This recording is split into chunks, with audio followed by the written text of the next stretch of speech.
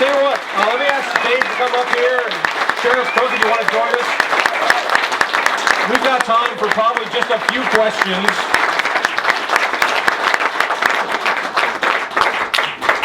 Fat, by the way, is sexy. Chicks dig it. In the meantime, we've got a microphone right over here. If anyone has a question, and stand up, and we'll let's start over here, sir. Which one? It's for Dave. The Attorney General has made these new accommodations for the bill, but what will stop him from rescinding all of these things that clarify that bill and go back to where it started? Nothing, and that's why we argue that these issues which we talked about are maybe temporarily taken care of, but they're not resolved, and why we ultimately need the federal district court to issue a permanent injunction against that language. Next question. Way in the back, sir. Why don't you stand up and speak up? Yeah, I just want to make sure that I didn't break any laws today, because down on the range I borrowed a shotgun a couple of times. I thought shotguns might be exempt, but can you extend on that a little bit? Sheriff, that man right back there, Sheriff. You guys like me right silent. Hey, don't give him my name, Al.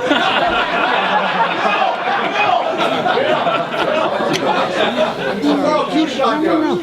Actually, The requirement for background checks on temporary transfers of magazines does have some sensible exemptions in it, and one is transfers at a shooting range. I'll meet you in the parking lot. We'll take care of that. Right here, sir. Please stand up. Sir. The new law, what is the status of belt-fed weapons? You mean like machine guns? Yeah. It hasn't changed them at all. They're still highly regulated and legal to possess in Colorado as long as one complies with the very strict federal licensing requirements. And if you could put yours back in your pants, please. Next question. The sheriffs, sir. This is for Dave Kopel again. Do you think that there's going to be strict scrutiny for these laws? That might be better for the sheriff. Yeah, sure. Well, it does call for legal conclusions, so. Yeah. Yes, he also bills by the hour. Yeah. In 6-minute increments.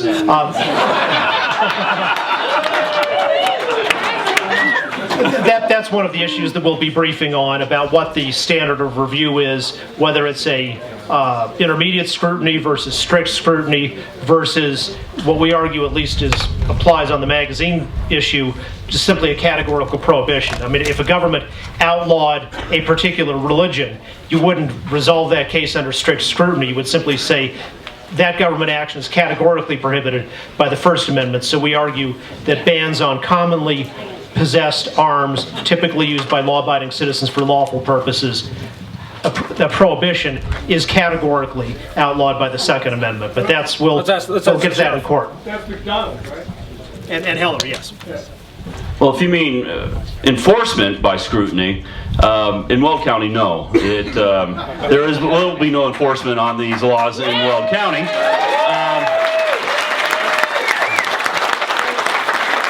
Let's not mistake a sheriff's office not doing any job or any work as a success. That's just how they do it in Weld County. When you can come up and visit, John? I have my deputies waiting for you. But as a matter of fact, since I made that statement when Obama came out with his 23 edicts that I was not going to help the federal government enforce them, and then when the state passed the laws, I said I'm not going to enforce them. I put out a policy and procedure so that if any deputy charged somebody with that, they'd be disciplined and maybe even terminated. And we also did a training. We also did some training for everybody in the agency to say why these laws are unenforceable and unconstitutional, so every deputy knows that they're not to enforce it. And I have to admit, every single one of my deputies that I know of that have had the guts to talk to me about it agree with me. And now I can't guarantee down in Denver what the enforcement abilities are, but you might want to be careful when you drive down there. Let's grab one more question over here and then one in the back. Just big question. in the history of man, governments have killed more people than anybody else. So we're talking small ball here. The big discussion is governments have killed more people than anybody else. That sounds like a talk radio show host kind of question. Why are we talking small ball here? I mean, educate the population. When government goes bad, they like to kill you.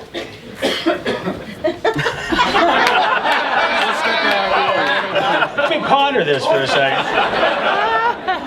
Demo side. Here, Dave, go. Demo side. I'll come back.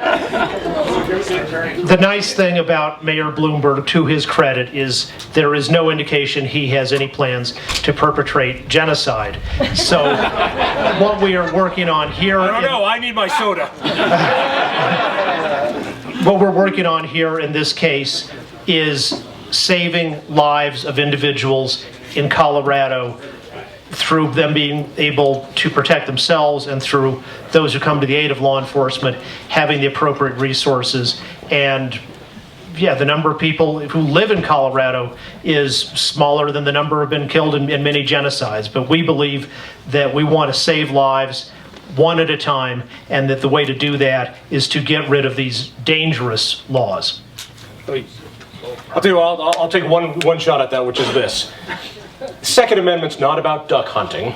And when the sheriff talks about how he's empowered because of the people through a set of codes that gives him the authority through rule of law, this is what changes our society from fiefdoms. And when government has more firepower than civilians, I begin to worry. And I think it's worthwhile remembering how we became this nation of the free. It's because citizens owned firearms, and when called upon, they used them. And so when I hear about duck hunting, even when I hear about self-defense, I sometimes wonder about the full Second Amendment. There's a question, let's go right back here, and then we'll go in the back. For the sheriff, I understand that the sheriffs have a constitutional power in the state of Colorado that other law enforcement don't have. Is that correct? What's the extent of that? Well, we are a constitutional office. Our authority and power, as you will, derives from the state of Colorado, from the state constitution, where like police departments don't. They are appointed by, a mayor or a city council or city manager. But our authority does come from the constitution of the state of Colorado. Back here. So my question is also for the sheriff, and it's kind of a practical one. If you're not going to enforce state laws, what sort of practical problems might that create for your department or you personally or other sheriffs who go down that path? And I'm sort of asking as a citizen who, we can be sort of collateral damage to this problem. The sheriff is not going to enforce a set of laws, the state that wants to see. Well, there is no law in the state of Colorado that says I have to enforce laws of the state of Colorado. I can kind of compare it to driving 1 to 2 miles an hour over the speed limit.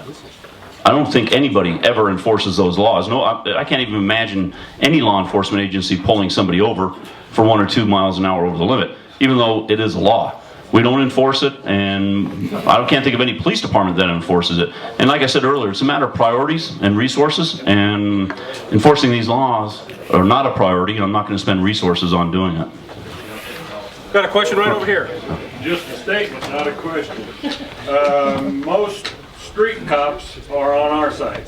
That's in cities of Denver and many other big cities. But the chiefs are under the thumb of the mayors. Right. They can't. Actually, no. I think that's worthwhile mentioning. Absolutely. You know what?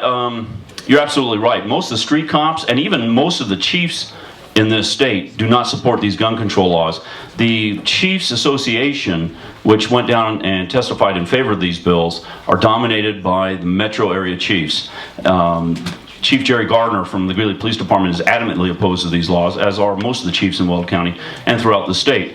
There was a debate several months ago at downtown Denver where it was called the Cell debate, and the Cell put it on, and it's about terrorism. And the mayor was the moderator, and he was supposed to be impartial, but there had 3 pro-gun control people and 3 anti-gun control. And before the debate came up, 2 street Denver cops came up to me and said, "Hey, Sheriff, thanks for writing that position paper. We agree with you 100%.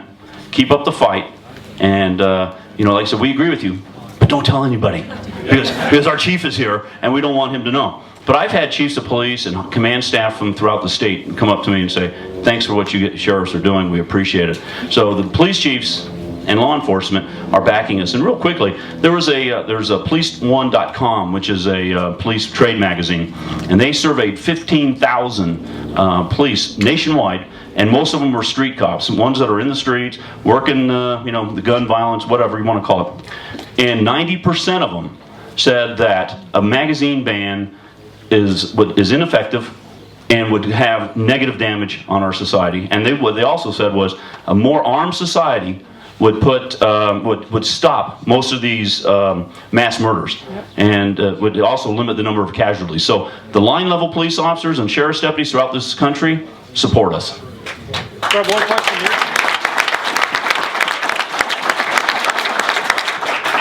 Just a comment. Why'd you stand up? Just a comment. You as a sheriff, or my sheriff in Elbert County, you are the law in our county. Yeah. If a federal agent comes in, am I not correct in assuming they have to go through you legally?